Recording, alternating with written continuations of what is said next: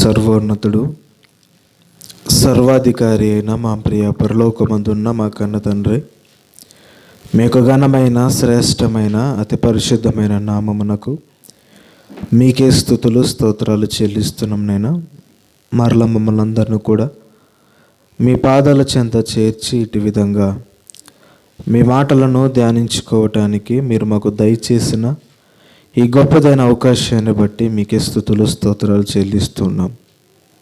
ఎంతోమందినైనా మీ మాటలు తండ్రి వినపడుతున్న తండ్రి వినడానికి అవకాశం ఉన్న వినని పరిస్థితిలో అనేక మంది ఉంటూ ఉన్నారు. కానీ మీ ప్రేమను బట్టి మీ కృపను బట్టి మమ్మల్ని ఎట్టి విధంగానైనా మీ మాటలను వినే భాగ్యాన్ని మీ సన్నిధిలో మమ్మల్ని నిలబెట్టిన విధానాన్ని బట్టి మీకే స్తుతులు స్తోత్రాలు తండ్రి. ఈ సమయంలో మీ మాటలు తండ్రి ధ్యానిస్తుండగా మా అందరికీ సమయోచితమైన జ్ఞానాన్ని దయచేయండి. మీ వాక్యాన్ని ఎలా ఆలోచించాలో, ఎలా మీ వాక్యాన్ని అర్థం చేసుకోవాలో మాకు జ్ఞానాన్ని దయచేయండి. అలాగే చెబుతున్న నాకు మీకు పరిశుద్ధాత్మ యొక్క సహాయాన్ని అనుగురించి మనం వేడుకొనుచు ఈ ప్రార్థన యేసుక్రీస్తు నామంలో అడిగి వేడుకొనుచున్నాం పరమ తండ్రి, ఆమేన్. దయచేసి అందరూ కూర్చుందాం.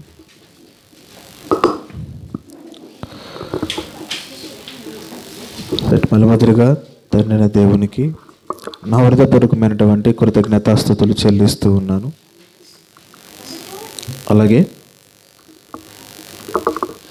మరి చేరు వచ్చిన దేవుని పిల్లైన మీ అందరికీ మన ప్రభు ప్రియరక్షకుడైన యేసుక్రీస్తు నామంలో నా హృదయపూర్వకమైనటువంటి వందనాలు తెలియజేస్తున్నాను అందరికి కూడా.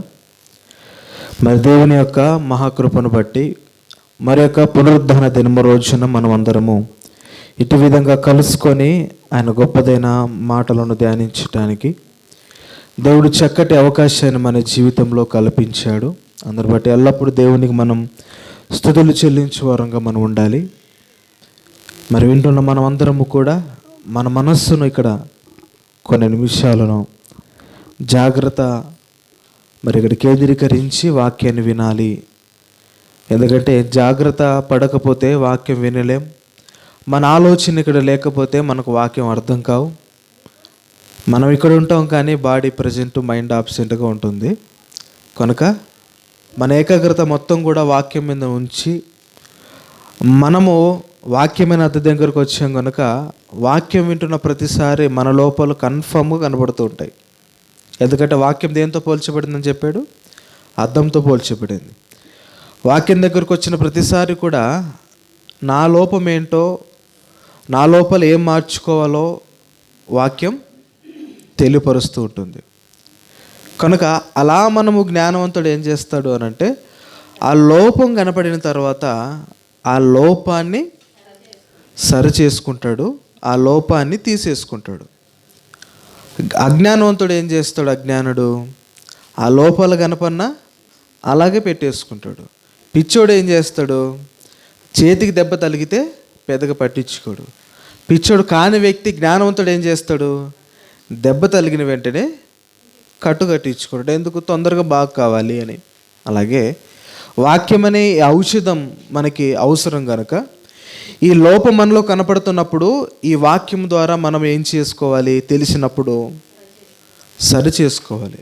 కానీ ఈ వాక్యం నిజము అని తెలిసిన తర్వాత కొన్ని సిచ్యువేషన్లో ఆ నిజాన్ని మనం అంగీకరించడానికి మనసు కొద్దిగా అడ్డపడుతూ ఉంటుంది. కొన్ని విషయాల్లో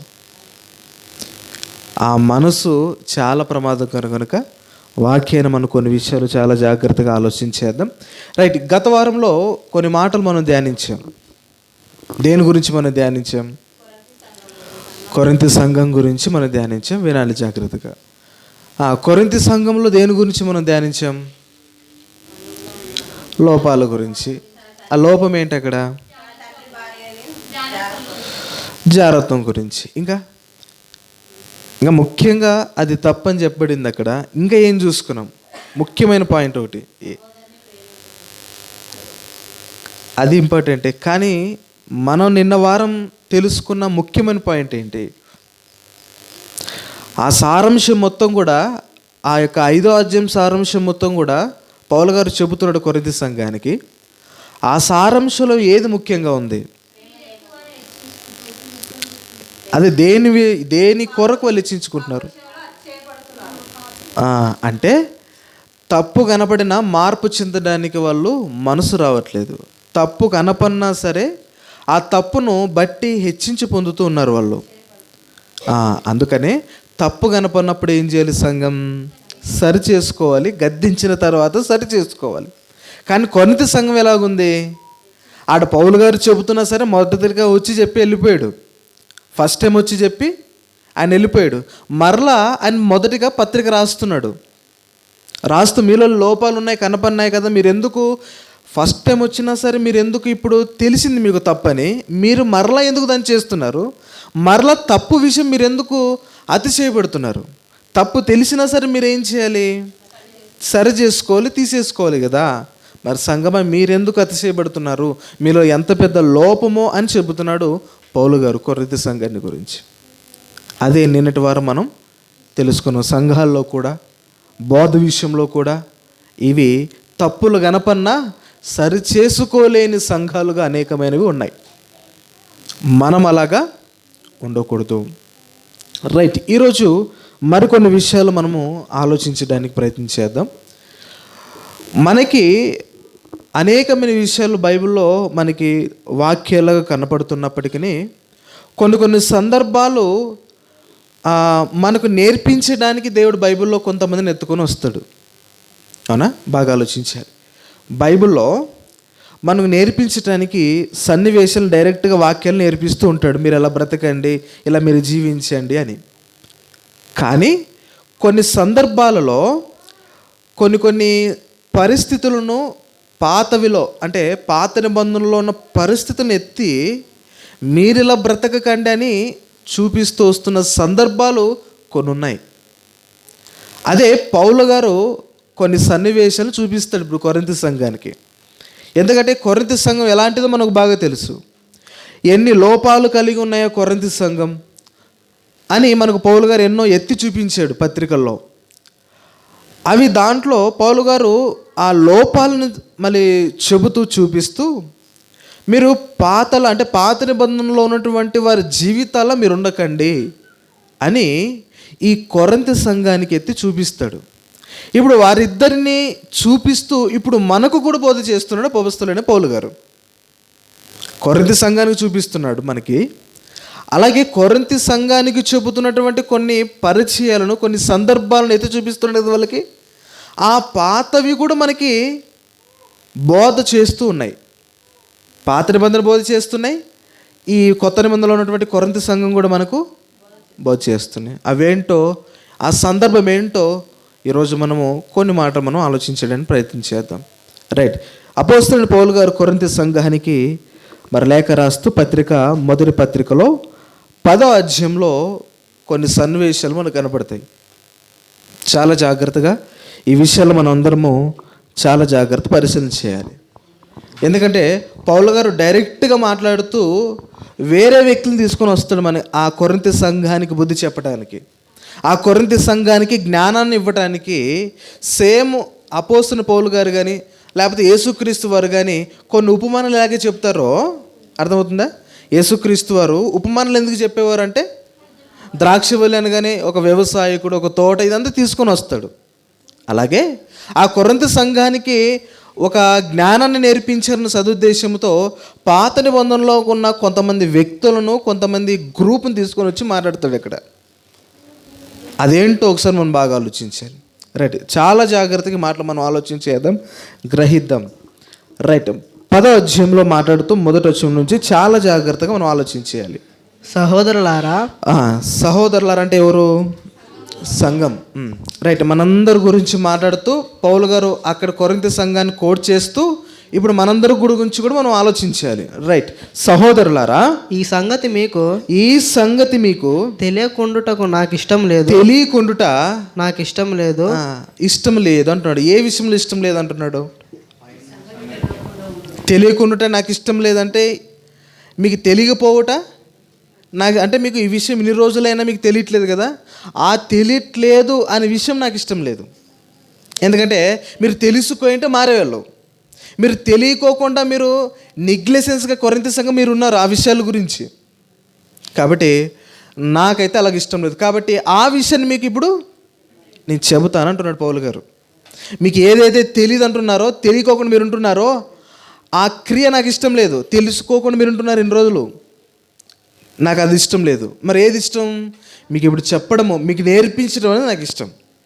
అందుకనే ఒక విషయాన్ని గురించి మీకు చెప్తానంటున్నాడు. అదేంటంటే 2వ వచనం నుంచి, అదే మొదటి విషయంలో మాట్లాడుతూ ఏమన్నాడు? అదేంటంటే వాళ్ళకి ఏది తెలియదో ఇప్పుడు చెప్తున్నారు పౌలు గారు. అవునా? ఆ కొరింథీ సంఘానికి ఏదైతే తెలీదో అదే పౌలు గారు మాట్లాడుతున్నారు ఇప్పుడు.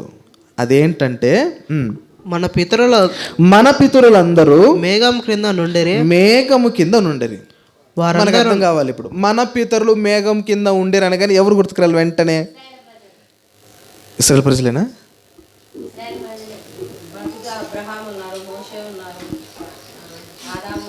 సరే, మేఘం కింద అనగానే సరేలే అనుకోవచ్చు. సరే, ఇప్పుడు అందరికి వస్తుంది, ఎందుకంటే మేఘం కింద మనం కూడా ఉన్నాం కాబట్టి. సరే, ఇప్పుడు ప్రజెంట్ గురించి మాట్లాడుతున్నాడా, మరి జరిగిపోయిన దాని గురించి మాట్లాడుతున్నాడా?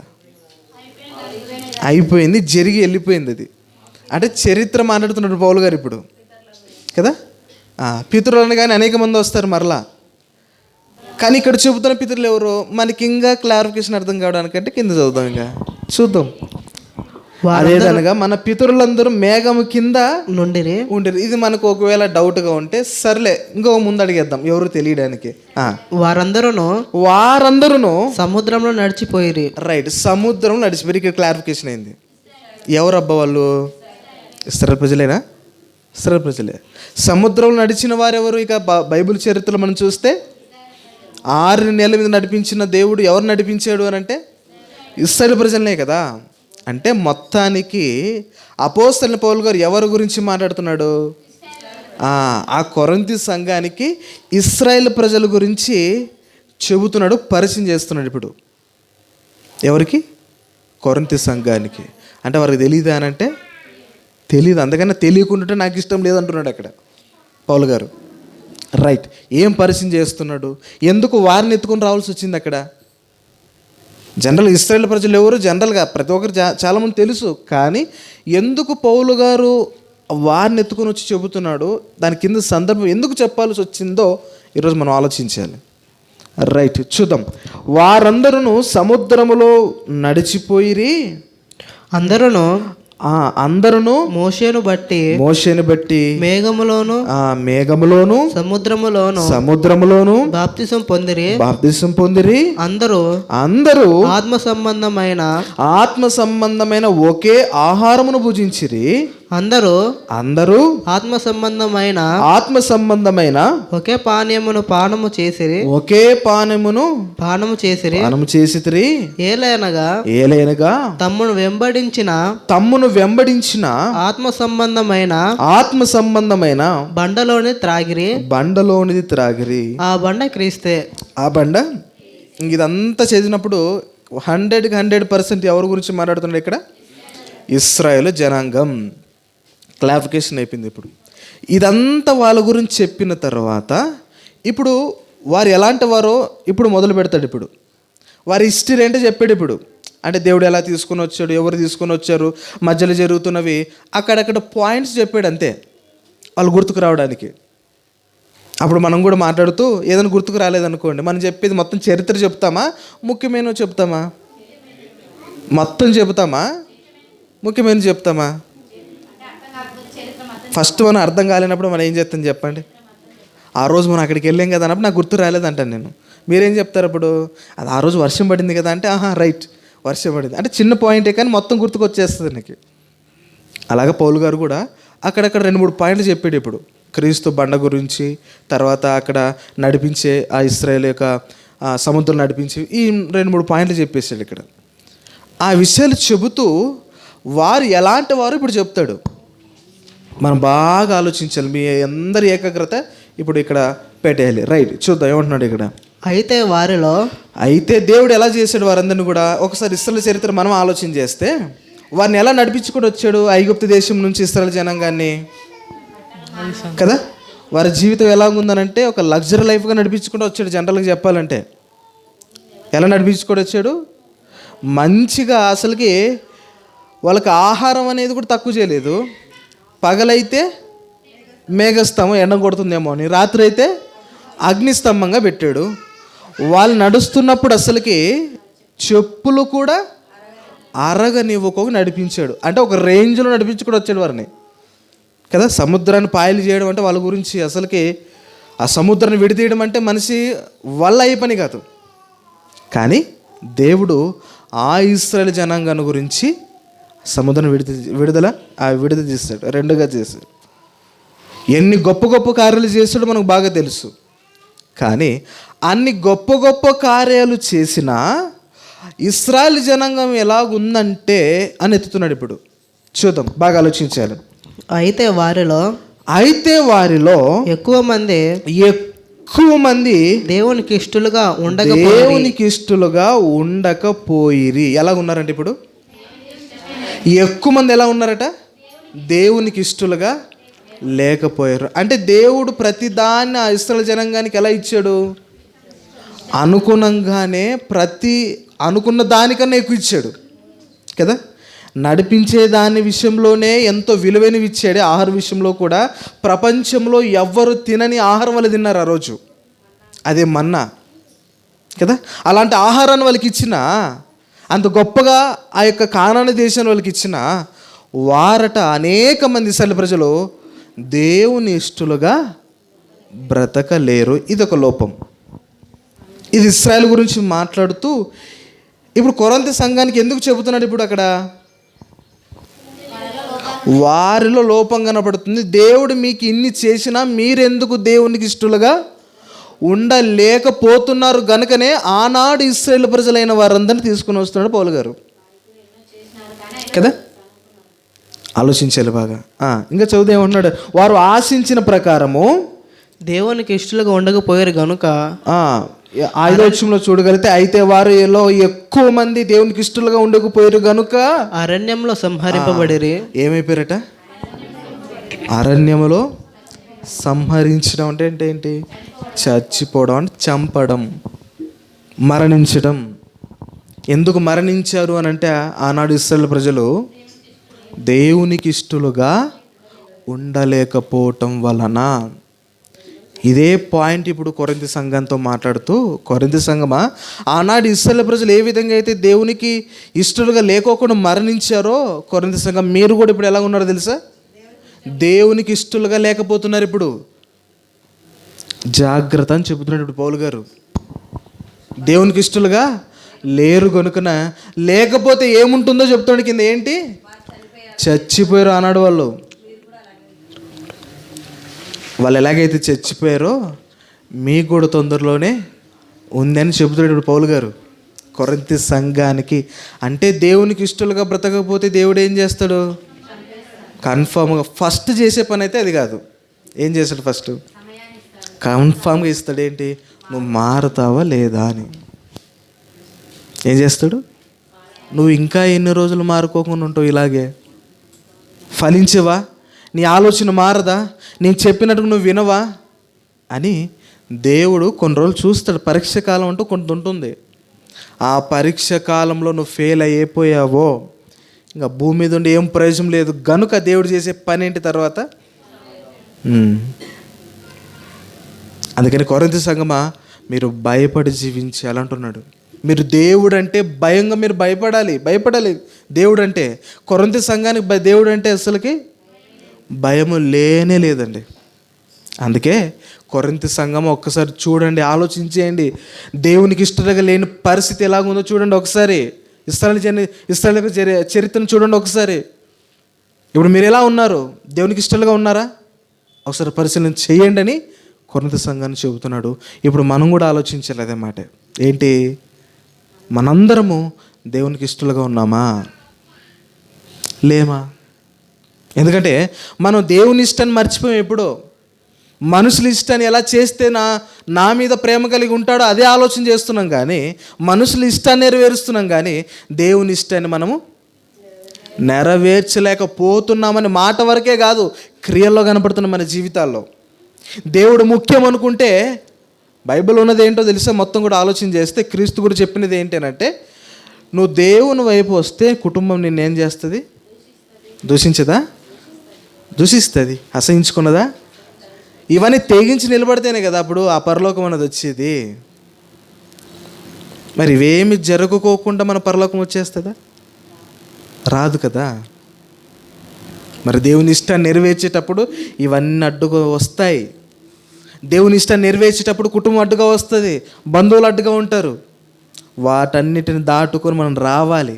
తెగించి వచ్చినప్పుడే అప్పుడు మనము దేవునికి ఇష్టలుగా మనం బ్రతకగలం. అంతవరకు మనము భ్రమలో బ్రతుకుతూ ఉంటాం.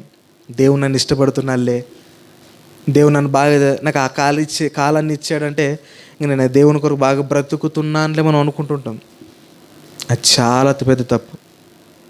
దేవుని ఇష్టలకు బ్రతకడం అంటే ఏంటి? వస్తున్నప్పుడు, దేవునిలోనికి వస్తున్నప్పుడు మనకు అప్పుడే ఇవన్నీ ఉంటాయి, ఎదుర్కొంటూ శ్రమలు వస్తూ ఉంటాయి. కుటుంబాల వల్ల, సమాజం వల్ల, మళ్ళీ బంధుమిత్రుల వల్ల, ప్రతి దాంట్లో శ్రమేక. అప్పుడు అర్థం చేసుకోవాలి, ఏంటి నేను దేవునికి ఇష్టడుగా బ్రతుకుతున్నానేమో అని అర్థం చేసుకోవాలి. అప్పుడు ఒకసారి ఆలోచించేద్దాం. మనమేమైనా మనుషులకు ఇష్టపడాలి అని మనం చేస్తున్నామా? మనుషులకు ఇష్టపడాలి అని దేవుని ఇష్టాన్ని మనము వదిలేస్తున్నామా? ఆలోచించాలి. చరిత్రలోనే నిలిచిపోయిన వారు ఎలాంటి వారు తెలుసా? చరిత్రలో భక్తులుగా నిలిచిపోయిన వారు, భక్తులను నిలబెడుతున్నారే, వారందరూ కూడా వారి ఇష్టాన్ని వదిలేసిన వారు కనుకనే వారు దేవుని ఇష్టాలుగా, దేవుని యొక్క లెక్కల వాళ్ళు ఉన్నారు. వారు వారి ఇష్టాన్ని నెరవేర్చుకోండి, దేవుని యొక్క ఆలోచన వాళ్ళు ఉండేవారు, దేవుని చిత్తాన్ని నెరవేర్చే వాళ్ళు కాదు కదా. భక్తుల జీవితాలు మనం చూస్తున్నాం. వారి ఇష్టాలని ఏం చేశారు? వారి ఇష్టాలని వాళ్ళు చంపుకొని వదిలేశారు. అప్పుడే దేవుణ్ణి ఇష్టపడేటట్టుగా వాళ్ళు ఉంటారు. ఈ శరీర సంబంధమైన ఇష్టాలను అట్లా నెరవేర్చుకుంటూ దేవుడు ఇష్టపడేదాన్ని నెరవేర్చాలంటే కుదరదు. ఒకవేళ అలా కుదరాలి అని అంటే నువ్వు చల్లగానే, అందుకని నువ్వు చెప్తాడు 2 విధాలు మీరు ఉండకండి అంటున్నాడు అక్కడ. మీరు చల్లగానేను, వెచ్చగానే ఉండండి. మీరు దేవుని ఇష్టం నెరవేర్చిగా ఉంటారా, లేకపోతే లోక ఇష్టం నెరవేర్చిగా ఉంటారా? మీరు 2 నెరవేర్చాలంటే అది చాలా పెద్ద. మీరు చెరికిని దేవునికి దాసులుగా ఉండ నేరారు, అసలు ఉండకూడదు మీరు. అది ద్రోహం అవుతుంది. అవునా? యజమాని దగ్గర పని చేస్తూ ఇంకో యజమాని దగ్గర నేను పని చేయట్లేదు, నీ దగ్గర పని చేస్తానని చెప్తే ఏమవుతుంది? అది ద్రోహం కదా. ఆలోచించాలి. అందుకని కొరింథీ సంఘాన్ని చెబుతూ మీరు దేవుణ్ణి ఇష్టపడాలి, మీరు దేవునికి ఇష్టలుగా మీరు బ్రతకాలి. అప్పుడైతే భూమి మీద అండి ఒకవేళ మరణించినా అది వేరే విషయం, కానీ చనిపోయిన తర్వాత ఒక జీవితం ఉంటుందే, ఆ లోకంలో బ్రతకడానికి ప్రయాసపడాలి. అది ఎందుకంటే ఈ భూమి మీద ఉన్న జీవితాన్ని మనం పెద్దగా ఆశించామంటే అర్థం ఏంటిక? ఎందుకంటే శాశ్వత కాదని తెలుసు కదా. ఎందుకంటే దేవునికి ఇష్టంలో బ్రతికిన వారందరూ అన్నీ వదిలేసుకున్న వారే చూడండి కదా. దేవునికి ఇష్టలుగా బ్రతికిన భూమి మీద ఉన్న భక్తులు ఎవరైనా సరే ప్రారంభం నుంచి ఇప్పటి వరకు కూడా అన్నీ వదిలేసుకున్న వారే భక్తిపరులుగా నిలిచారు చరిత్రలో. కానీ మనం ఏం చెప్తున్నాం? నేను భక్తిపరుని అనుకొని అన్నీ పట్టుకుంటున్నావు, లోకానుసారాలు, లోక విషయాలు అన్నీ కూడా. నువ్వేం విలువ ఇచ్చావు దేవునికి? అప్పుడు అడుగుతాడు. అదే పౌలు గారు కొరింథీ సంఘాన్ని అడుగుతున్నారు. అప్పుడు దేవునికి ఇష్టంగా నీవు ఉన్నావా, లేకపోతే ప్రమాదం ఉంది అంటున్నాడు. అలాంటి లోపం అన్నాడు ఇశ్రాయేలు జనంలో కనపడేది, అప్పుడు కొరింథీ సంఘంలో కనపడుతుంది, ఇప్పుడు సంఘాల్లో కనపడుతున్నాయి. దేవుని ఇష్టం మర్చిపోయినండి. సంఘానికి వచ్చేది దేవుని మహింపరచాలి అనే ఆలోచన మర్చిపోయినారు. సంఘానికి వచ్చేది అవును దేవుని మహింపరచడానికి కదా అని మర్చిపోయారండి. వీటికి వచ్చి వారి సంతోషాలను చూసుకోవడానికి వస్తున్నారు అందరూ కూడా.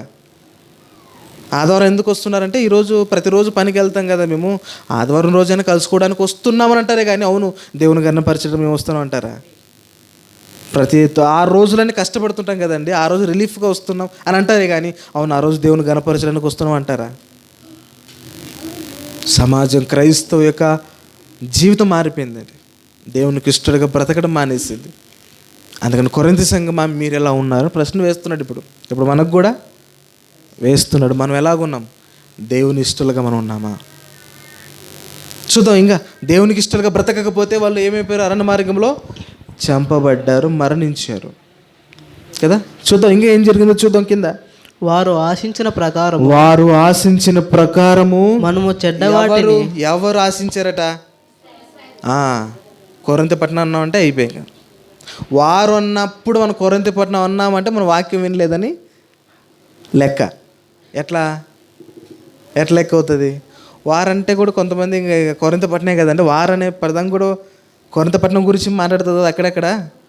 ఇక్కడ వారనగానే టక్కని ఇక్కడ అన్నాం అనుకో, అందుకని వాక్యాన్ని ఆలోచించేటప్పుడు బాగా ఆలోచించాలి ఎవరి గురించి చెబుతున్నాడు అని. అందుకని వారంటే ఎవరు ఇక్కడ? ఇశ్రాయేలు ప్రజలు. ఆ ఇశ్రాయేలు ప్రజలు ఎలా ఉన్నారట? వారు ఆశించిన ప్రకారం. వాళ్ళు ఏమని ఆశించారు తెలుసా? దేవునికి ఇష్టంలో బ్రతకాలని కాదు. ఏం ఆశించారంటే చూద్దాం. వారు ఆశించిన ప్రకారము మనము చెడ్డవాటిని వాళ్ళు ఏం ఆశించారట? చెడ్డ వాటిని ఆశించారట. వాళ్ళు ఏం కోరుకున్నారు? చెడ్డ వాటిని కోరుకున్నారట. వాళ్ళకి ఏమి ఇష్టమంట? చెడ్డ వాటిని ఇష్టమట. వాళ్ళకి చెడ్డ వాటిని చేయడం అనేది వాళ్ళకి ఇష్టమంట. కొత్త మందిలో కూడా ఈ యూదులు వీళ్ళందరూ కూడా మనకి అపోస్తుల కార్యంలో అనుకుంటే సంథింగ్ ఎక్కడో ఒక భక్తులైన వారిని ఎలా చంపుతారంటే ఖడ్గంతో చంపడానికి యూదా గారిని కాదు, యాకోబు గారిని కదా, హతసాక్షులు ఖడ్గంతో చంపేస్తారు కదా. వాళ్ళకి ఇష్టమైనది ఏంటో తెలుసా? యూదులకు ఇష్టమైనది ఈ క్రైస్తవులైన వారందరినీ హింసించడం, చంపడం అనేది ఇష్టమంట. కానీ ఆనాడు ఇశ్రాయేలు ప్రజలకు కూడా ఏంటి ఇష్టము అంటే దేవుడికి ఇష్టం లేనివన్నీ కూడా చేయడమే వీళ్ళకి ఇష్టం. అర్థమవుతుందా? దేవునికి ఏదైతే వద్దంటున్నాడో, వ్యభిచారం వద్దంటున్నాడో, వాళ్ళు చేసే పని ఏంటి? వ్యభిచారం. అది వాళ్ళకి చెడ్డంగా కనపడుతుంది. దేవుడు చెప్పినట్టుగా చెడ్డమైన పెట్టివి, మీరు దాని వద్దకి వెళ్ళొద్దండి అని చెప్పాడు. ఆజ్ఞలు కూడా ఇచ్చాడు కదా, 10 ఆజ్ఞలు ఇశ్రాయేలు ప్రజలకి. ఆ ఆజ్ఞలను ఇచ్చిన తర్వాత కూడా వాళ్ళు ఏం చేస్తున్నారు? మరలా అవి చేస్తున్నారు. అందుకనే ఆనాడు ఇశ్రాయేలు ప్రజలు వారు చెడ్డమైన వాటిని ఆచరిస్తున్నారు, చేస్తున్నారు. చూద్దాం ఆలోచన ఏమంటున్నాడు? వారు ఆశించిన ప్రకారము మనము చెడ్డవాటిని. వాళ్ళు ఏం ఆశించారంట. ఏంటి ఆశించారు వాళ్ళు? అంటే వ్యభిచారం చేయడం ఆశించారు కదా, దొంగతనం చేయడం ఆశించారు కదా. వాళ్ళు ఆలోచించాలి ఒకసారి. చెడ్డమైన వాటిని అంటే ఆలోచించాలి వాళ్ళు కూడా. అలాగా వాళ్ళు చేశారంటే ఆనాడు ఇశ్రాయేలు ప్రజలు. కొరింథీ సంఘమా, మీరు వేటిని ఆశిస్తున్నారు? చెడ్డమైన వాటిని కూడా మీరు ఆశిస్తున్నారా? మనం ఆశించకూడదు అంటున్నాడు పౌలు గారు ఇక్కడ కదా. ఎందుకంటే కొరింథీ సంఘం ఇంతవరకు మనం చూసుకున్నాం. 5వ అధ్యాయంలో కూడా ఏం చేశాడు? అక్కడ తప్పు కనబడుతుంది. ఆ తప్పును వాళ్ళు ఏం చేస్తున్నారు? ఆశిస్తున్నారు కదా. ఏం చేస్తున్నారు అక్కడ? ఆ తప్పును సరిదిద్దుకోకుండా ఆ తప్పును ఏం చేస్తున్నారు? వాళ్ళు గొప్పగా చెప్పుకుంటున్నారు, అతిశయిస్తున్నారు వాళ్ళు. అలాగ ఆశించినట్టు కదా దాన్ని. వ్యభిచారం అనేది ఈ యొక్క తర్వాత ఆ అధ్యాయంలో ఏమన్నాడు? 5వ అధ్యాయంలో వ్యభిచారం గురించి మాట్లాడుతున్న కింద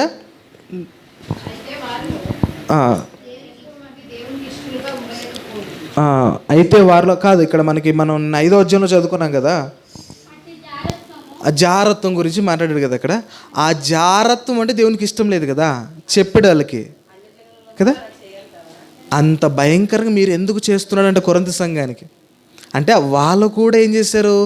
జారత్వం అనే దాన్ని ఆశించారనమాట మొత్తానికి. అందుకే కొరింథీ సంఘం మీరు ఇలా ఉండకండి అని ఇప్పుడు చెప్తున్నాడు ఇక్కడ. అదే చెప్తున్నా ఏమని? వారు ఆశించిన ప్రకారము చెడ్డ వాటిని ఆశించకుండునట్లు ఈ సంగతులు మనకు దృష్టాంతములుగా ఉన్నవి. నేర్పించడానికి సంగతులు మనకు ఉన్నాయి, తెలుసుకోవడానికి సంగతులు ఉన్నాయి, నేర్చుకొని ఒక జ్ఞానయుక్తంగా ఒక క్రమంలో బ్రతకడానికి సంగతులు మనకు నడిపించేవిగా ఉన్నాయి. కనుక కొరింథీ సంఘమా ఒకసారి ఆలోచించేయండి అంటున్నాడు. ఎవరు? పౌలు గారు. అంటే ఆడ ఇశ్రాయేలు జనాంగం ఎలా ఉందంట? దేవుని మాటను ధిక్కరించేవారుగా ఉన్నారంటే దేవుని ఇష్టాన్ని నెరవేర్చేవారుగా లేరు వారు. తర్వాత 2వ పాయింట్కి ఏంటి? తర్వాత ఈ 2వ పాయింట్ ఏంటి? వాళ్ళు ఆశించారట ఏంటి? చెడ్డవాటిని. కాబట్టి కొరింథీ సంఘం మీరు కూడా ఆలోచించేయండి అంటున్నాడు. ఇప్పుడు ఏంటి? దేవునికి ఇష్టలుగా మీరు బ్రతుకుతున్నారా? మీరు వేటిని ఆశిస్తున్నారా? 2 ప్రశ్నలు వేస్తాడు ఇప్పుడు కొరింథీ సంఘానికి. ఇప్పుడు మనమే అవే ప్రశ్నలు వేసుకోవాలి. ఏంటి? మన దేవుని ఇష్టలుగా మనం బ్రతుకుతున్నాం అనేది మొదటి ప్రశ్న. 2వ ప్రశ్న ఏంటి? మీరు చెడ్డ వాటిని మీరు ఆశిస్తున్నారా? ఆనాడు ఇశ్రాయేలు జనాంగంలాగా, ఆనాడు కొరింథీ సంఘంలాగా మన ప్రశ్న ఇప్పుడు వేసుకోవాలి. ఎందుకంటే కొరింథీ సంఘంలో నా లోపం ఏంటంటే చెడ్డ వాటిని ఆశించటం. మనం వేటిని ఆశిస్తున్నాం? వాక్యాన్ని ఆశిస్తున్నామా? ప్రార్థనలు ఆశిస్తున్నామా? దేవుని సన్నిధిని ఆశిస్తున్నామా? ఆలోచించాలి. మనం వేటిని ఆశిస్తున్నాం? క్షీణించిపోయే వాటిని ఆశిస్తున్నామా?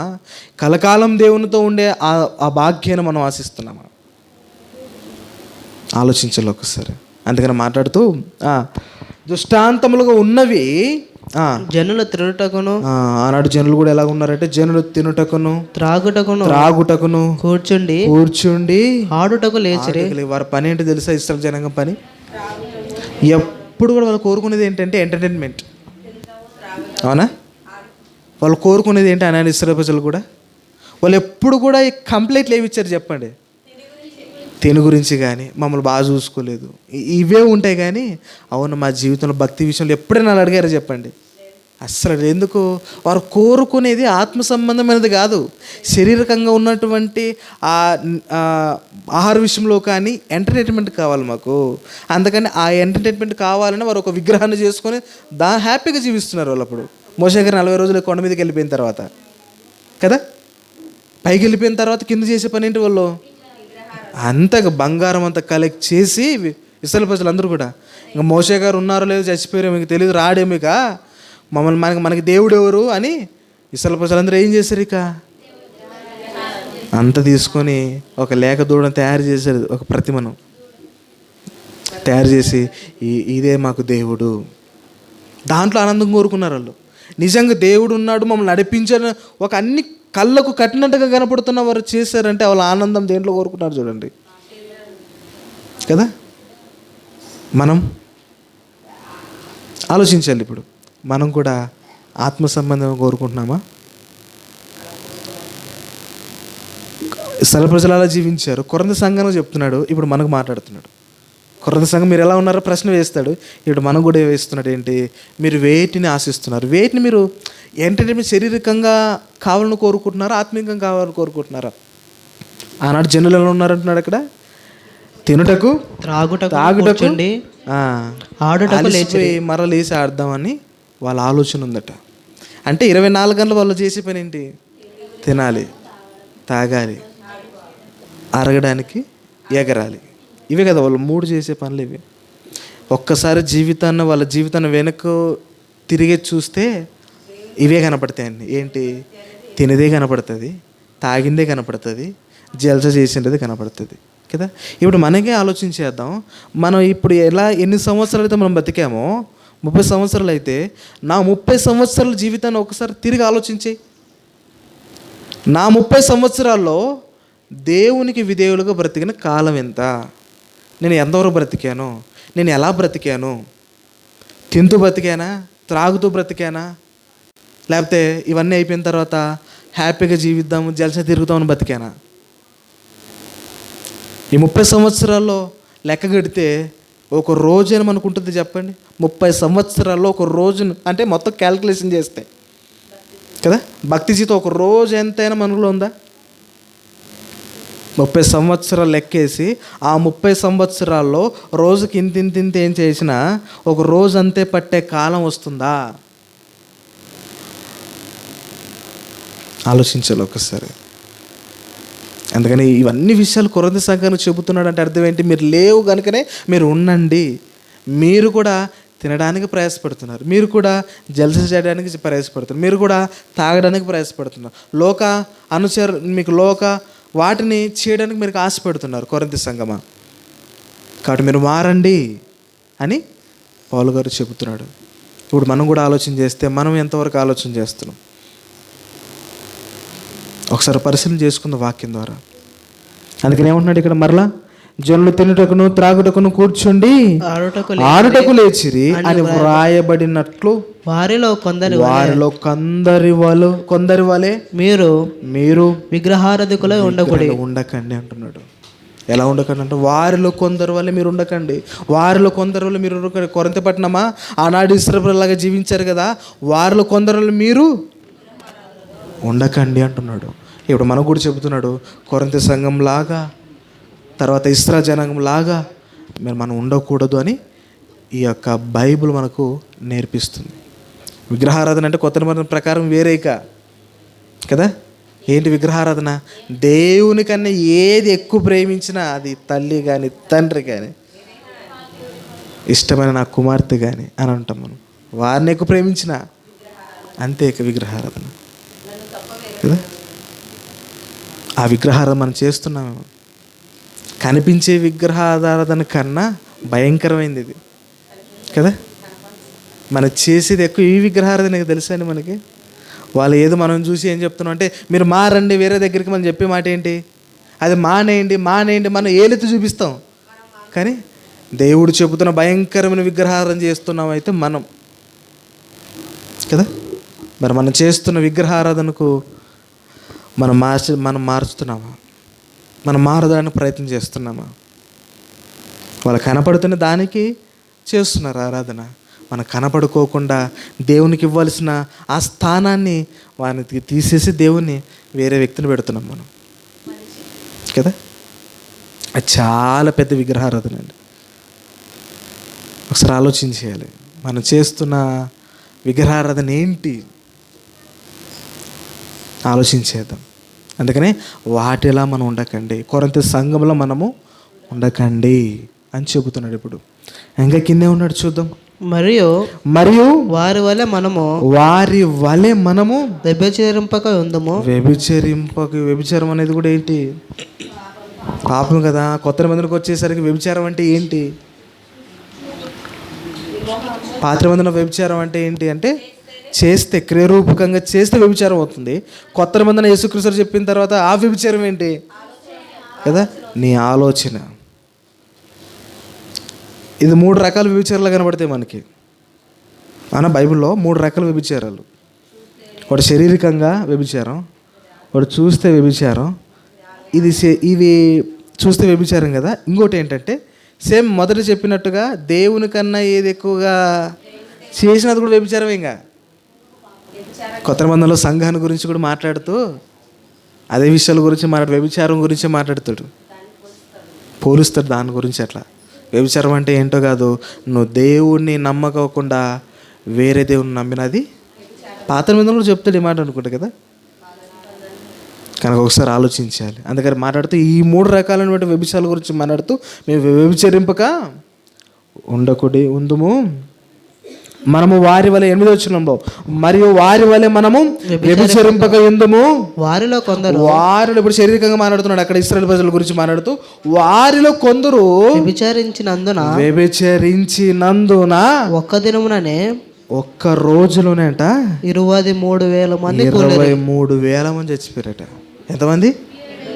23,000 మంది.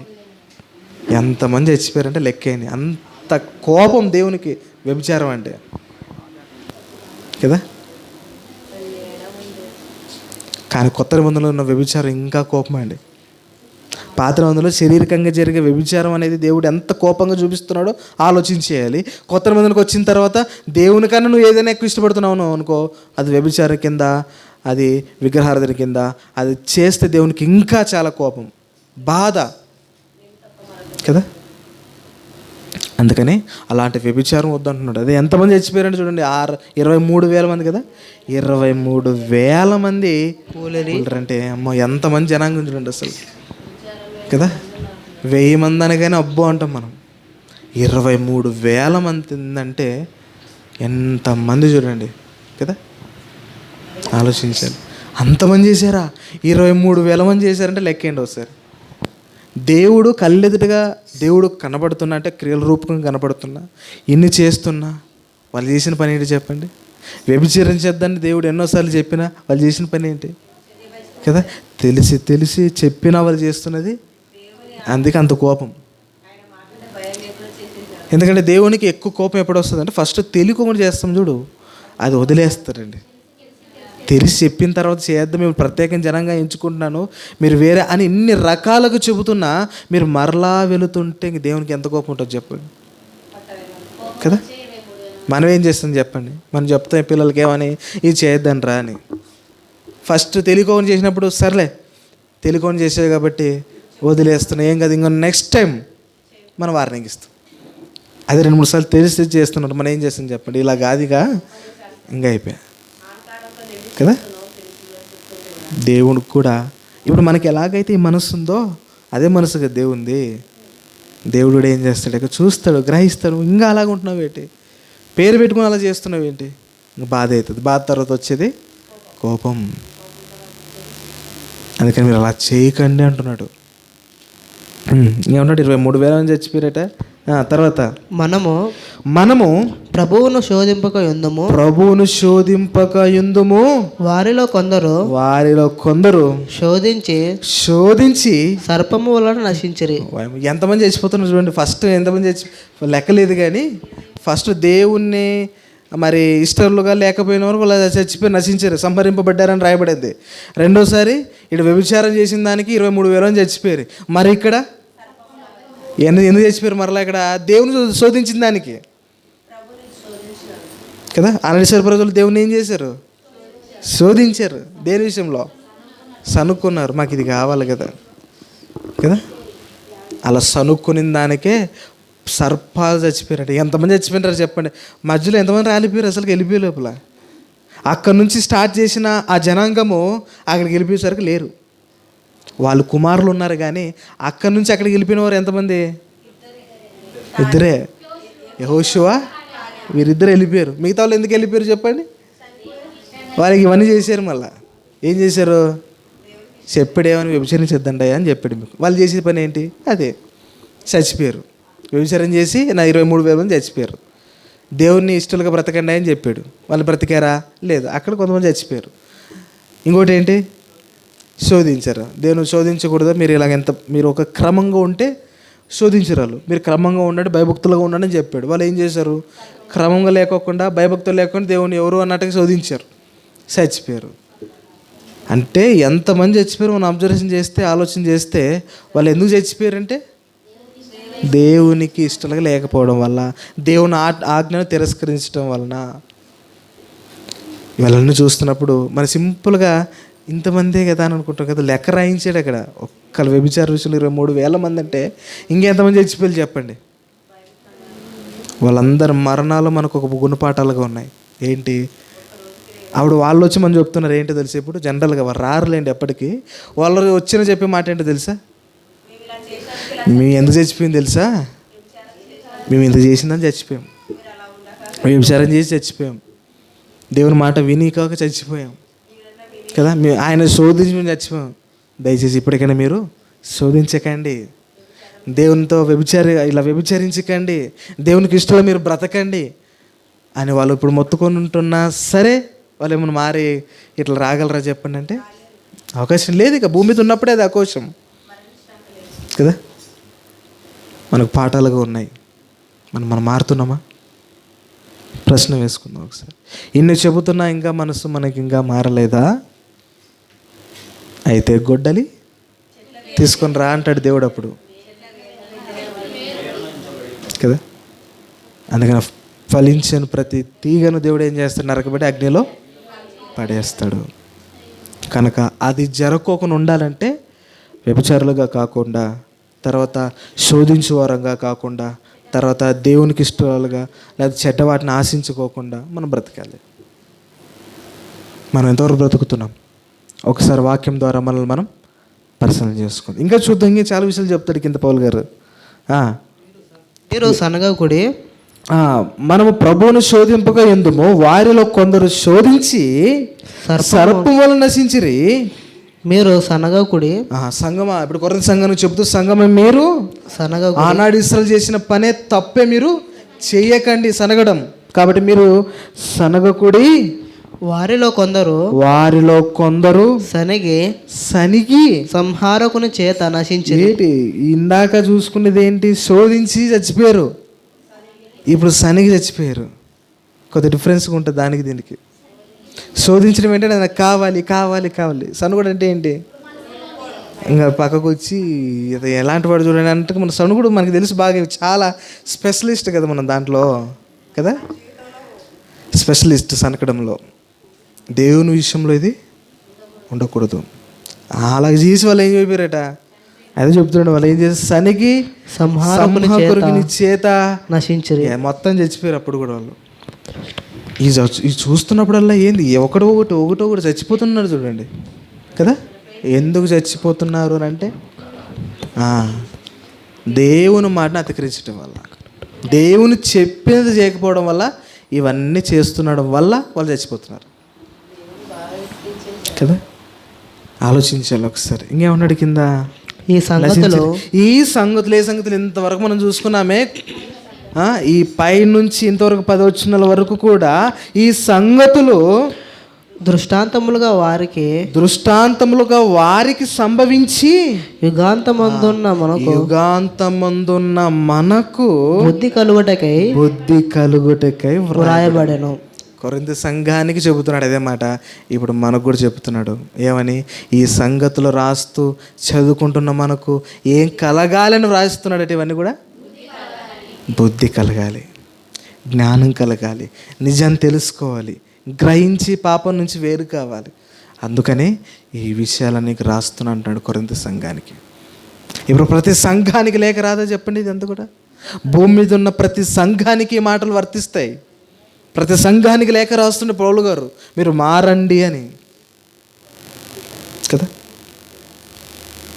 అందుకని దుష్టాలు యుగాంతం కాదు. ఇప్పుడు చెప్పండి, దాని తొందరలో ఏముంది మనకి? ఇక యుగాంతం ఏంటి? ఎలాగా? శాస్త్రవేత్తలు చెబుతున్న యుగాంతమా? కాదు. యేసుక్రీస్తు 2వ రాకట్లో వస్తున్నాడు. ఆ యుగాంతం ముందున్న మనకు బుద్ధి కలుగుటకై. బుద్ధి బుద్ధి బుద్ధి ఇప్పటికైనా జ్ఞానం తెలుసుకో. ఇప్పుడైనా బుద్ధి రాలేదా మీకు అని ప్రశ్న అడుగుతున్నాడు. ఇప్పుడు ఎవరికి? కొరింథీ సంఘానికి కదా. ఇప్పుడు మనం కూడా ఆలోచన చేసాం, మనకు బుద్ధి ఉందా? బుద్ధి మనకుందా? బుద్ధి మనకుంటే మనం ఏం చేస్తాం? ఇవన్నీ మనం చేయం. ఒకవేళ బుద్ధి లేదు కనుకనే ఇవన్నీ మనం చేస్తున్నాం కదా. ఆలోచించాలి ఒకసారి. అందుకని మాట్లాడుతూ బుద్ధి కలుగుటకై వ్రాయబడుచున్నాను కనుక నేను భక్తుడన్న. మనం ఇప్పుడు కింద చదువుతా ఏమంటున్నాడు ఇక్కడ? తాను నిలుచుచున్నానని తలంచుకుని వాడు పడకుండునట్లు, ఇవన్నీ చేస్తూ పడుకుంటున్నట్లు జాగ్రత్త చూసుకో. ఇప్పుడు మనం కూడా ఏం చేస్తాం? క్రీస్తు ద్వారా పవిత్రులు అయిపోయినాం, పాపం నుంచి విమోచన అయిపోయాం. ఇప్పుడు నిలబడ్డాం. మనం నిలబడిన తర్వాత అమ్మయ్య అనుకుంటే పొరపాటు మళ్ళా పక్కనే ఉంటాయి. పడుకోకుండా జాగ్రత్త చూసుకుంటున్నాడు. మన జాగ్రత్త మనం చూసుకుంటున్నామా? ఒకసారి ప్రశ్న వేసుకుంది ఈ వాక్యం ద్వారా. ఓన్లీ రాస్తేనే ఇంత చదువుకుంటున్నామంటే పౌలు గారు ఇంకెన్ని చెప్పిండాలి అక్కడ? ఓన్లీ రాతపూర్వకంగా హెడ్లైన్స్ అంతేవి. పౌలు గారు ఇంకెన్ని వివరించాలండి బాబు అక్కడ కొరింథీ సంఘానికి. ఇంకా ఎన్ని రాసిండాలి ఆయన. ఇంకా అక్కడికి వెళ్ళిన తర్వాత డైరెక్ట్గా ఇంకెన్ని మాట్లాడినాలో ఆయన కదా. మనం మాటను ఒక్కటి పట్టుకుంటే కదా, అక్కడికి వెళ్ళి పౌలు గారు డైరెక్ట్గా ఇంకెన్ని మాట్లాడింటాలో ఒకసారి ఆలోచన చేసింటే ఇంకా చాలా మాట్లాడింటాడు పౌలు గారు. మనకు ఓన్లీ హెడ్లైన్ మాత్రం రాసిచ్చాడు దేవుడు. హెడ్లైన్లో మాటలో చాలా అర్థాలు దాగునే ఆలోచించేయండి మనకి ఇచ్చాడు. కనుక ఒకసారి ఆలోచించేద్దాం. మనం దేవునికి ఇష్టలుగా ఉన్నామా? దేవుని ఆజ్ఞను నెరవేర్చి బిడ్డలుగా ఉన్నామా? రైట్. ఇప్పటికైనా మనం మారుతున్నామా? ఆలోచించాలి. కనుక అందుకని భక్తిగా ఉంటున్న మనము పడిపోతామేమో, జాగ్రత్త పడు. ఎందుకంటే ఇవన్నీ దగ్గర మన చుట్టూ పొంచి ఉన్నాయి. అపోదుడు ఎలా ఉన్నాడట? పొంచి ఉన్నాడు. ఎవరు మెరుగుదునా అని. పొంచడం అంటే ఎట్లా? కనపడుకోకుండా, కనపడేవాడు దాడి చేయడు కదా. ఇలాంటి పాపం ద్వారానే వాళ్ళు దాడి చేస్తాడు. ఇప్పుడు ఏం నేర్చుకున్నాం మనము? ఇలాగా వ్యభిచరించకూడదని చెప్పాడు, లేకపోతే మనం అబద్ధాలు ఆడకూడదు అని చెప్పాడు. జనరల్గా మనము అబద్ధాలు ఆడడానికి ప్రయత్నం చేస్తుంటాడు. అన్ని అవకాశాలు కల్పిస్తుంటాడు ఇప్పటి నుంచి కదా. అవి చేయకుండా స్థిరంగా ఉండాలి. అదే పడిపోకుండా నిలబడ్డామంటే, చేస్తున్నాం అంటే అర్థం ఏంటి? మళ్ళా పడిపోతున్నాం. అందుకని చెప్తాడు ఈ మాట. అందుకని ఇవన్నీ చెప్తూ ఈ మాట ఎందుకు చెప్పాడు? 12వ వచనంలో తాను నిలుచున్నానని తలంచుకుని వాడు పడుకున్నట్లు జాగ్రత్తగా. అంటే పడిపోతావు నువ్వు. ఇక ఎంతగా నువ్వు ప్రయాణిస్తున్నది భూమి మీద కాదు, సముద్రంలో కదా. సముద్రంలో వెళ్ళేటప్పుడు ఎలాగ ఉండాలి మనిషి? జాగ్రత్తగా ఉండాలి. లేదు ఎలాగైనా ఒకటి భూమి మీద తిరిగినట్లుగా పరిగెడతాను చేస్తానంటే అక్కడ కుదురుతుందా? చిన్న బోట్లు ప్రయాణం చేసినప్పుడు అతను ఎంత జ్ఞానంగా, ఎంత వివేచనగా ఉండాలి ఆ బోట్లో వెళ్ళేటప్పుడు. అప్రమత్తంగా ఉన్నాం అనుకో, జరిగేది ఏంటి? ప్రమాదం కదా. మన క్రైస్తవంలోనికి వచ్చిన తర్వాత సముద్రంలో ప్రయాణం చేస్తున్న వారం అవుతాం. అందుకని ఓడ అని సంబోధించి మాట్లాడవచ్చు. రక్షణ ఓడలోనికి మీరు రండి. రక్షణ ఓడలోనికి వచ్చిన తర్వాత మీరు సముద్రంలో ప్రయాణించేటప్పుడు ఎన్నో వస్తుంటాయి, ఇంకా మీకు అలలు వస్తుంటాయి, ఓడ పగిలిపోయే అవకాశాలు ఉంటాయి. కానీ ఆయన మీద విశ్వాసంతో మీరు ప్రయాణం కట్టండి అంటున్నాడు అక్కడ. కనుక ఒకసారి ఆలోచించేద్దాం. మనము క్రీస్తులోనికి వచ్చి బాప్తిసం తీసుకున్నాం అయిపోయా అనుకుంటే పొరపాటు. అప్పటి నుంచే అసలు సిసలైన ప్రయాణం ప్రారంభమవుతుంది. గతించిన కాలం అనేది ప్రయాణం అనేది అన్నీ కలిపేసి ఉంటాయి. ఇప్పుడు నిష్టగా ఉండి ప్రయాణించాలి. ఇప్పుడు చాలా కత్తిమీ సామలు అంటే కానీ చేయగలం. కానీ మనం ఏమనుకుంటామంటే చేయలేము కదా అని మనం అనుకుంటాం. కానీ అవి కూడా చెప్పాడు కింద, ఎంత స్పష్టత ఇచ్చాడు తెలుసండి. కింద చూద్దాం ఒకసారి ఏమంటున్నాడు ఇక్కడ. సాధారణముగా మనుషులకు కలుగు శోధన తప్ప మరి ఏది మీకు మనిషికి ఎలాగైతే కలుగుతాయో జనరల్గా ఉన్న మనుషులకి మీకు కూడా అలాగే వస్తాయి. అంతేగాని మీరు ఏదో కొండంతగా మీరు ఫీల్ కాకండి. చెబుతున్నాడు, అవి ఏం చెప్తున్నాడు మరలా చూద్దాం. ఏమంటున్నాడు ఇక్కడ, సాధారణముగా మనుషులకు కలుగు శోధన తప్ప మరి ఏది మీకు సంభవింపలేదు. దేవుడు నమ్మదగిన వాడు. మీరు సహింపగలిగినంత కంటే ఎక్కువగా ఆయన మిమ్మును శోధింపబడనీయడు. ఏం చేయడంట? శోధింపనీయడు. అంటే నీ తట్టుకోలేం ప్రభువా నాకెందుకు ఇస్తున్నావు అని అనకూడదు. ఇక నువ్వు ఎంతవరకు బరువు మోస్తాడో దేవుడు అంతే ఇస్తాడు, అంతే. ఈయన ఈడండి అసలుకి స్పష్టంగా లేఖనాద ఆధారాలతో దేవుడు చెప్తున్నాడు మనకి. ఇప్పుడు ఆధారాలతో సహా నేను మోయలేకపోతున్నా ప్రభువా, నాకెందుకు ఈ శ్రమ, ఎందుకు నేను అసలుకి ఇవన్నీ మాట్లాడుతున్నప్పుడు ఒక మాట గుర్తుకురావాలి. ఏంటి ఈ మాట గుర్తుకురావాలి? ఏంటి ఏ మాట? మీరు సహింపగలిగినంత కంటే ఎక్కువ ఆయన మిమ్మల్ని శోధింపబడనీయడు. అంటే మనం ఎంతవరకు తట్టుకోగలమో అంత మాత్రం ఇస్తాడు మనకు కదా. నేను ఎంతవరకు మోయగలను అంతవరకు మోస్తాను, అంతవరకు మనకు దేవుడు ఇస్తాడు కదా. ప్రతి మనిషికి అదే కొలత ఉంటుంది. దేవుడు ఎప్పుడు కొనండి ఇవ్వవలసిన దానికన్నా ఎక్కువ ఇవ్వడు. మనకందరికీ ఎప్పుడు ఎక్కువ ఇవ్వడు. శ్రమల గురించి మాట్లాడుతున్నాడు ఇక్కడ. ఎందుకంటే ఆ శ్రమలు చూసి భయపడిపోయి వెళ్ళిపోయేవారు ఉన్నారు కనుక ఈ విషయాలను మాట్లాడుతున్నాడు ఇప్పుడు. కొరింథీ సంఘం, మీరు ఎందుకు భయపడి వెళ్ళిపోతున్నారు? శ్రమలు వస్తున్నాయని. మీకు ఎంతవరకు సహించగలరో అంతవరకు దేవుడు ఇస్తున్నాడు. మీరు ఎంతవరకు మోయగలరో అంతవరకు మీకు శ్రమలు ఇస్తున్నాడు దేవుడు. మీరు ఎక్కువైతే మీకు ఇవ్వడు అంటున్నాడు. అవి కూడా సాధారణ శ్రమలు మీకు ఇస్తున్నాడు అంటున్నాడు. మళ్ళా మనకు కూడా ఇచ్చే శ్రమలు కూడా ఏంటి చచ్చిపోయి శ్రమలు ఇస్తున్నాడు చెప్పండి. ఇప్పుడు జనరల్గా ఆలోచించేయండి. మనకు నెక్స్ట్ ఉంటే నువ్వు నమ్మకం చచ్చిపోతానే అలాంటి శ్రమలు వస్తున్నాయి మనకి. లేదే, మనసుకు వచ్చిన శ్రమలు వస్తుంటేనే మనం తట్టుకోలేకపోతున్నాం. అంటే ఆ శ్రమలు వస్తే మనం తట్టుకుంటామా? అపోస్తులైన పౌలు గారికి వచ్చిన శ్రమలు వస్తే మనం తట్టుకుంటామా? యోబు గారికి వచ్చిన శ్రమలు వస్తే మనం తట్టుకుంటామా? అపోస్తులైన వారందరికి వచ్చిన శ్రమలు వస్తే మనం తట్టుకుంటామా? అవి తట్టుకోగలం మనము. అంటే తట్టుకోవడానికి శక్తిని ఇస్తాడు. కానీ అలాంటి శ్రమలు ఇంకా మనకు రాలేదే. చిన్న సాధారణమైన శ్రమలు వస్తుంటేనే మనం పడిపోతున్నాం ఏంటి? చిన్న శ్రమలకే కదా. చిన్న గొడవ ఇంట్లో జరిగితే అయిపోయి దేవునికి దూరం అయిపోతాం. ఈ శ్రమల ఒకసారి అపోస్తులను చూడండి, ఒకసారి పౌలు గారిని చూడండి ఒకసారి. ఆ శ్రమలు మన శ్రమలు ఏంటి చెప్పండి అసలు కదా. ఆలోచించేద్దాం ఒకసారి. మనం ఈ శ్రమకే కొండంత ఆలోచన చేస్తుంటే వారు ఏం ఆలోచన చేయాలి చెప్పండి. మనకి గోరతేదే కొండంతగా ఆలోచన చేస్తున్నాం మనం. వాళ్ళు కొండ వచ్చింది, ఇప్పుడు వాళ్ళు ఎంత ఆలోచన చేయాలి కదా. ప్రభువా అబ్రహాం విషయంలో అది దేవుడు ఇచ్చాడు అంతే అనుకున్నారు, అంతే. ఇంత చిన్నదానికే నోరు పారేసుకుంటాం దేవుని మీద. మనం అయితే ప్రభువా నాకు ఎందుకు ఇవన్నీ, ఎందుకు ఇచ్చావు నాకు అంటే దేవునికి ఏం తెలీదా? ఎందుకు ఇచ్చావునా అంత పెద్ద స్టాండర్డ్ మంది అడిగే అంత స్టాండర్డా? అసలుకి ఆలోచించాలన్న దడ రావాలి మనకు, భయం కలగాలి. అట్లే ఉన్నాం మనం. అట్లా ప్రశ్న వేసుకుందాం ఒకసారి. అందుకని చెబుతూ ఏమన్నాడు ఇక్కడ 13వ వచనం మధ్యలో, దేవుడు నమ్మదగిన వాడు, మీరు సహింపగలిగినంత కంటే ఎక్కువగా ఆయన మిమ్మల్ని శోధింపబడనీయడు. అంతేకాదు సహింపగలుగుటకు ఆయన శోధనతో కూడా తప్పించుకొను మార్గములు కలిగిచేను.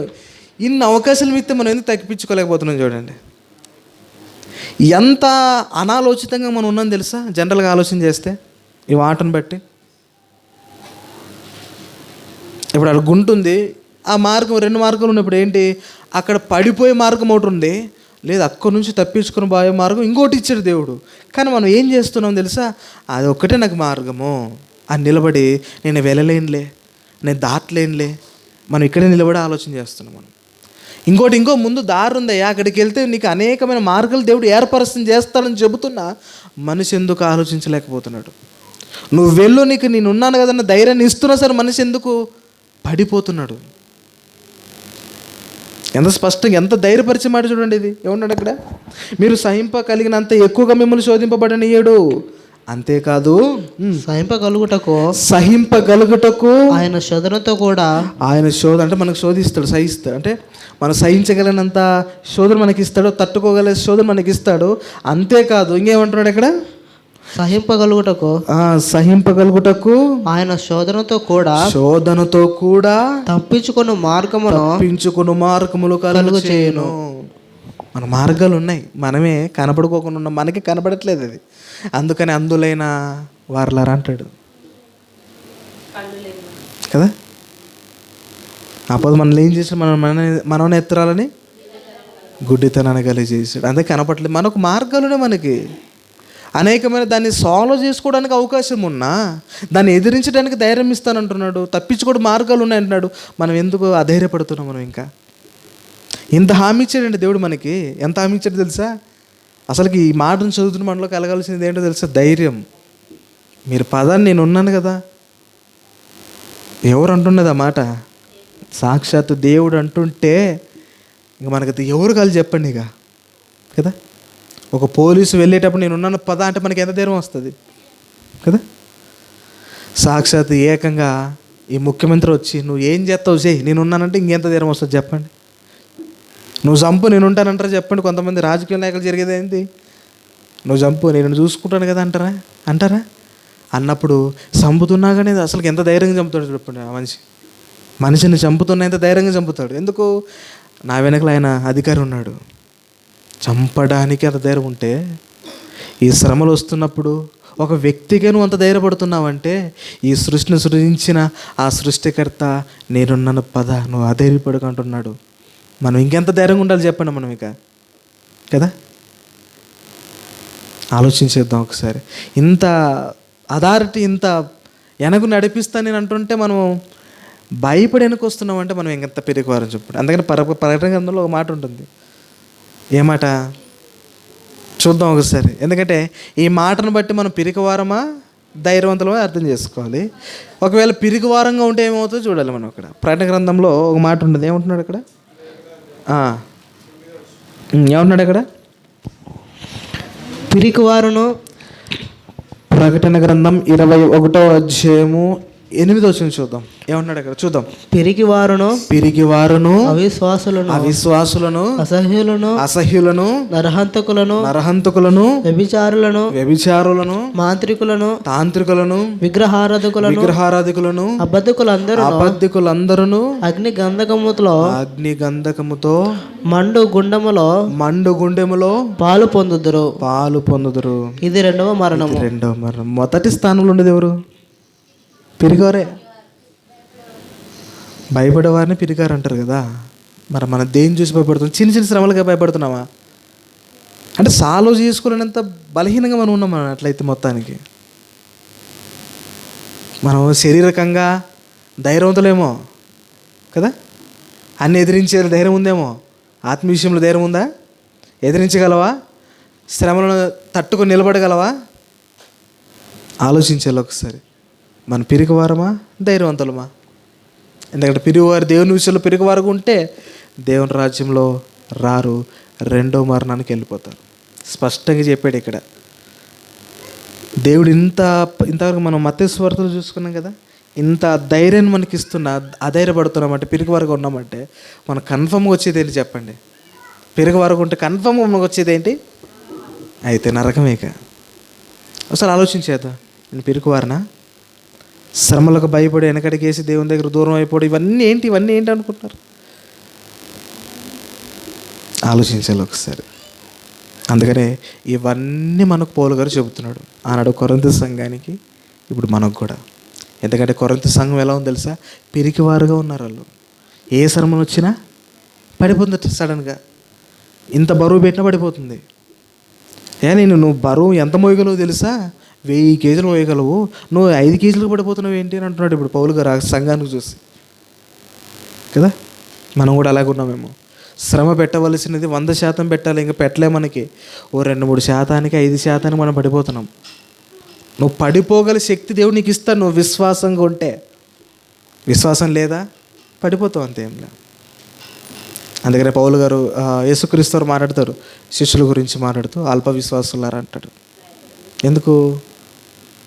పూర్తిగా అసలుకి విశ్వాసం సరిగ్గా లేరు, కానీ ఆయన చచ్చిపోయి తిరిగి లేచి వెళ్ళిపోతారే, అప్పుడు చూడాలి వాళ్ళ విశ్వాసం. అలాంటి విశ్వాసం మనకు ఉండాలి కదా. మనకుందా? ప్రశ్న వేసుకుందాం, గ్రహిద్దాం. కొరింథీ పట్టణం లాగా మనం వండుకోకుండా, ఆనాడు ఇశ్రాయేలు ప్రజల్లాగా మనం వండుకోకుండా, దేవుడు ఏదైతే చెప్పాడో అలా బ్రతికి ఆ రెండో మరణానికి నుంచి తప్పించబడి పరలోకానికి మనం చేరుకోవాలి. అదే దేవుని యొక్క ఆలోచన, ఆశ, కోరిక, ఇష్టం. మరి ఆ ఇష్టాన్ని మనం నెరవేరుస్తున్నామో లేదో వాక్యం ద్వారా ఎవరికి వారు ప్రశ్న వేసుకుందాం.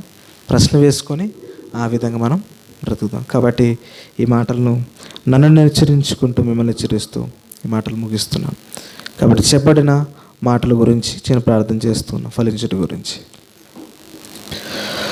మహాపరిశుద్ధుడు, సర్వోన్నతుడు, సర్వాధికారి అయిన మా ప్రియ పరలోకమందున్న మా కన్న తండ్రి, మీ యొక్క ఘనమైన, శ్రేష్టమైన, అతి పరిశుద్ధమైన నామమునకు మీకే స్తుతులు స్తోత్రులైనా. ఇంతవరకు తండ్రి మీరు మాకు అందించిన విషయాలను బట్టి, మాటలను బట్టి మీకే స్తుతులు స్తోత్రులైనా. ఎన్నో విషయాలునైనా మాకు నేర్పించుకుంటూ ధైర్యంగా ఉండండి అని మాకు ధైర్యపరిచే మాటలు ఎన్నో విషయాలు మాకు చెబుతూ ఉన్నారు. తెలుసుకుంటున్నాం మేము మా విషయాన్ని, మా యొక్క జీవితాన్ని మార్పు చెందినైనా ధైర్యంగా మీ యొక్క కృపలో, మీ యొక్క సేవలో తండ్రి భక్తి జీవితంలో ఉండలాగా కృప దయచేయమని వేడుకొనిస్తున్నాం. మాకు వస్తున్న శ్రమలను ఎదిరించే ధైర్యాన్ని మాకు ఇవ్వమని వేడుకొనిచున్నాం. ఎంతమంది అయితే మీ మాటలు విన్నారో వారందరూ హృదయాలు మీ వాక్యాన్ని ఫలించి అభివృద్ధిపరచమని, ముందున్న సమయంలో మీరు మాత్రమే ఘనత వహించమని ఈ ప్రార్థన యేసుక్రీస్తు నామంలో అడిగి వేడుకొనిచున్నాం పరమ తండ్రి. ఆమేన్, ఆమేన్.